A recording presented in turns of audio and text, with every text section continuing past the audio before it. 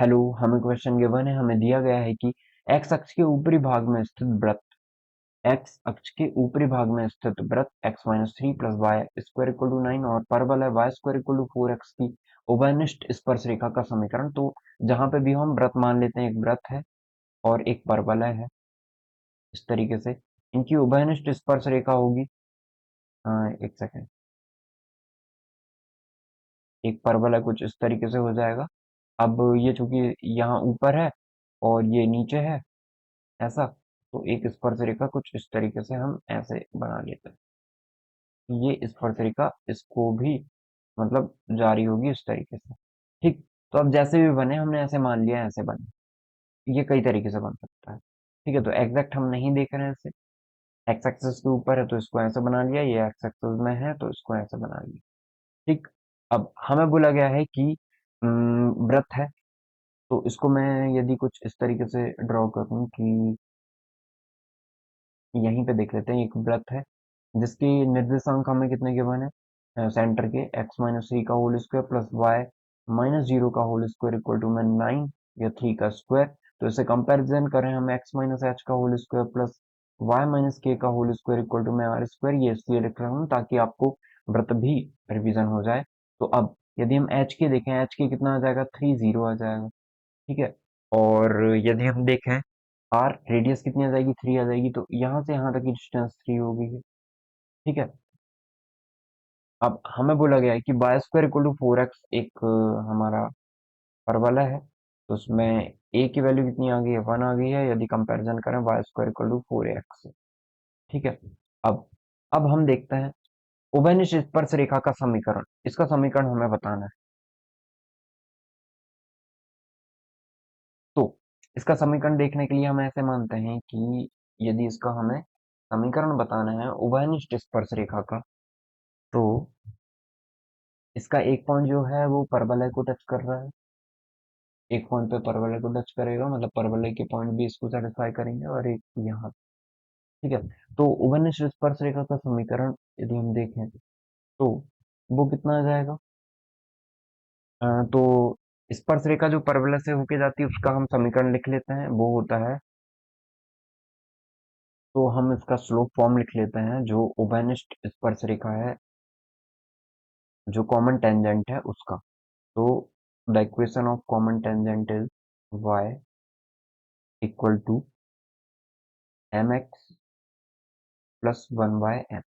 ये होती है, और ये प्रवणता के रूप में है, स्लोप की फॉर्म में है, जहाँ पे m क्या है, m प्रवणता है। ठीक है। तो ये इक्वेशन है। यही इक्वेशन किसके लिए होगी, सर्कल के लिए भी होगी, क्योंकि उससे भी ये टच कर रही है। तो यदि हम डिस्टेंस निकालें इस पॉइंट से, थ्री जीरो से इसकी, तो वो थ्री के इक्वल आ जाएगी। ठीक है। तो डिस्टेंस निकालें इसकी, तो हम ऐसे बोल सकते हैं कि इसके लिए स्लोप तो उतनी ही है। ठीक है। तो यदि हम इस पे देखें तो ये आ जाएगा डी इक्वल टू में a x one plus b y one plus c upon में रूट में a square plus b square होता है। उसी को हम सॉल्व कर रहे हैं, उसी फॉर्मूले का यूज करके। तो ये थ्री के इक्वल हो जाएगा। ये होगा थ्री मल्टीप्लाई में एम प्लस, या माइनस इस तरफ आएगा तो माइनस में हो जाएगा, ये माइनस वाई इक्वल टू में जीरो। इस तरीके से इसको हटा दें तो ठीक है। तो ये इस तरीके से होगा, तो माइनस में ले लेते हैं इस चीज को हम। आई होप आपको समझ में आया हो।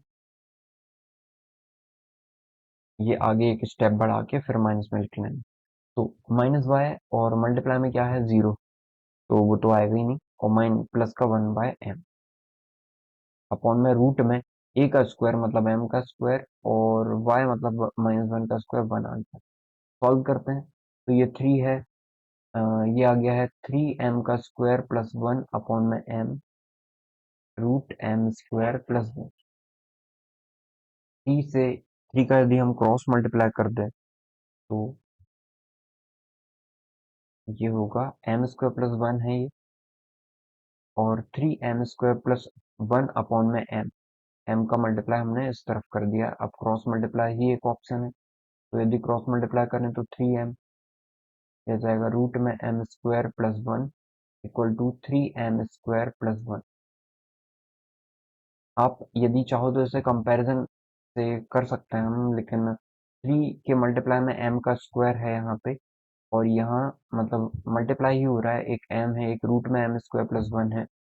तो इसको हम यदि सॉल्व करें तो हम एक काम करते हैं, स्क्वायर कर देते हैं बोथ साइड में, तो ज़्यादा बेटर रहेगा। ठीक है, तो स्क्वायर करें तो यह जाएगा 3 m का स्क्वायर, और ये बन जाएगा m स्क्वायर प्लस 1, और इसका स्क्वायर करें तो यह जाएगा 9 m की power 4 plus 1 plus 6m square. ठीक है, इस तरीके से। तो अब कुछ ये सॉल्व हो सकता है, तो 3 का मल्टीप्लाई करेंगे तो 3m स्क्वायर m की पावर 4, फिर 3m स्क्वायर, फिर 9m की power 4 plus 1 plus 6m square. तो 9m में से 3m की पावर 4 जाएगा तो कितना बचेगा, 6m की पावर 4। ठीक है, 3m स्क्वायर इस तरफ आएगा तो माइनस का 3m स्क्वायर बचेगा, या प्लस का 3m स्क्वायर बचेगा, प्लस का 1 इक्वल टू में 0। ठीक है, ये सारी टर्म इस तरफ लेके आ गए। अब इसको सॉल्व करें हम आगे, तो यह हो जाएगा 6 है, 3 मल्टीप्लाई 2 होगा, तो ये तो आएगा नहीं उस तरीके से जैसे हम सोचें। तो इसे हम m की पावर 4 है, m की पावर 4 को आप मान लोगे कि m की पावर 4 इक्वल टू में m की पावर 2 इक्वल टू में t। तो ये बन जाएगा 6t square plus 3t plus 1 equal to में 0। एक सेकंड, यदि हम यहाँ पे स्क्वायर करेंगे, यदि हम यहाँ पे स्क्वायर किया था हमने बोथ साइड में स्क्वायर, और इसका भी बोथ साइड में स्क्वायर। ठीक है, एक सेकंड, ये नहीं है, ये टर्म नहीं है, ये हमने इस पे नहीं देखा। यदि हम इसका स्क्वायर किया हमने, तो हमने क्या देखा कि जैसे हम इसका स्क्वायर करेंगे तो ये 3 का भी स्क्वायर हो जाएगा 9, 9m का स्क्वायर, फिर m स्क्वायर प्लस 1, और ये 9m के पावर 4, फिर ये एज इट इज रहेगा। तो अब इसको सॉल्व करेंगे तो 9m के पावर 4 आएगा, और ये आ जाएगा 9m स्क्वायर। तो ये कैंसल आउट हो जाएगा इसके साथ। अब इसके बाद हम सॉल्व कर लेते हैं, तो ये हो जाएगा 9m स्क्वायर, फिर इसका स्क्वायर करेंगे तो वो तो इतना ही आएगा। अब यदि हम देखें तो यह जाएगा 9m स्क्वायर, 6m स्क्वायर जाएगा तो 3m स्क्वायर बचेगा, इक्वल टू में 1 बचा है। तो m स्क्वायर की वैल्यू कितनी हो गई है, 1/3, या फिर m की वैल्यू हो गई है प्लस माइनस 1/√3। ठीक है, इसे भी हम हटा दें। आई होप आपको क्लियर हुआ होगा।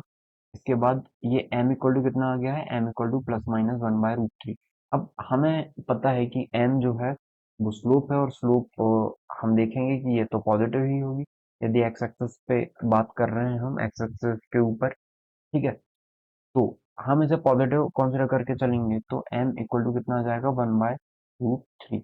अब m की वैल्यू 1/√3 आई है, तो हम m की वैल्यू ले जाके यहाँ पे रख देते हैं, यही हमारी ओवेनिस्ट इक्वेशन होगी। तो ये हो जाएगा y इक्वल टू में 1/√3 एक्स प्लस 1 अपॉन में 1/√3। ठीक है, ये इक्वेशन थी हमारी पहले, इसको हमने चेंज किया था। तो y equal to M X plus 1/m है, तो यहाँ पे हम m की वैल्यू रख देते हैं, तो 1/√3 मतलब 1, और √3 ऊपर चला जाएगा कुछ इस तरीके से। सॉल्व करेंगे तो ये √3 एलसीएम आ जाएगा, यहाँ पे देख रहे हैं हम इसे। ठीक है, तो y इक्वल टू में √3 एलसीएम आ जाएगा, ये हो जाएगा x प्लस 3, और √3 इस तरफ जाएगा तो √3 y इक्वल टू में x प्लस 3 होगा। और इसको और देखें तो यही करेक्ट आंसर होगा, मतलब x प्लस 3, ऑप्शन नंबर 3 इससे मैच मिल रहा है, तो 3/x+3 हमारा जो होगा वो करेक्ट आंसर हो जाएगा। I hope your doubt is clear, your correct answer is option number